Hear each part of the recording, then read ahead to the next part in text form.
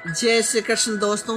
एक बार एक राजा एक व्यक्ति से बहुत प्रसन्न हो गया। उसने उस व्यक्ति को अपने पास बुलाकर कहा कि तेरी मेहनत वफादारी से मैं बहुत प्रसन्न हूँ, इसलिए मैं आज तुझे कुछ इनाम देना चाहता हूँ। फिर उसने कहा कि काम तो तुमने लगभग 500 रुपए का किया है, पर मैं तुम्हें कुछ अधिक इनाम देना चाहता हूँ। वह व्यक्ति इतना खुश हो रहा था और राजा ने उससे कहा, आज रात तुम मेरे व्यक्तिगत कमरे में ही रात गुजारना।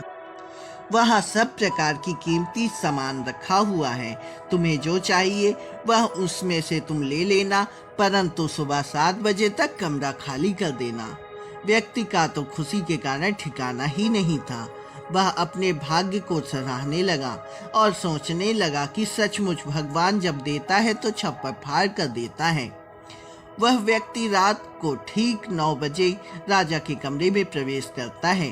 अनेक प्रकार के आलीशान वस्तुएं, कीमती सामान को देखकर उसकी आंखें चमक उठती हैं। वह एक एक चीजों को बड़े ध्यान से देख रहा था और मन में सोचने लगा कि यह भी चीज अपने साथ ले जाऊंगा, वह भी चीज अपने साथ ही ले जाऊंगा। और फिर उसने मन में मुस्कुराते हुए सामने बिछे हुए नरम नरम गद्दों वाले बिस्तर की ओर चल दिया। उसने सोचा कि सारा दिन बहुत काम करके वह थक गया है, तो क्यों ना कुछ देर सुस्ता लिया जाए। उसके बाद सब सामान इकट्ठा कर सुबह होते ही सामान सहित कमरे से बाहर चला जाएगा। यह सोचकर वह पलंग की पर जाकर चैन से लेट गया। थका हुआ तो था ही, कुछ ही क्षणों में निद्रा देवी ने उसे घेर लिया। वह सो रहा था। सोते सोते सुबह के 7 बज गए।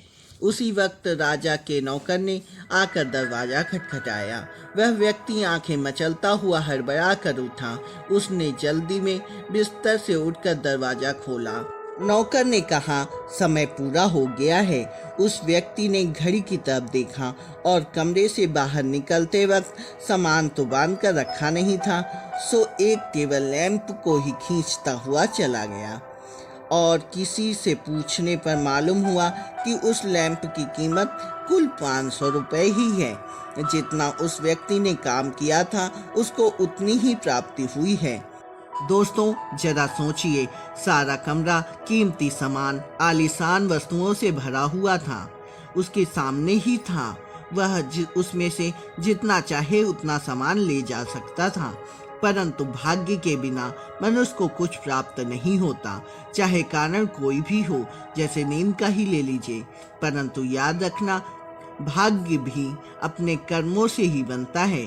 श्रेष्ठ कर्म करने वाले का श्रेष्ठ भाग्य भी होता है और निष्कृष्ट कर्म करने या खोटे कर्म करने वालों का खोटा भाग्य ही होता है।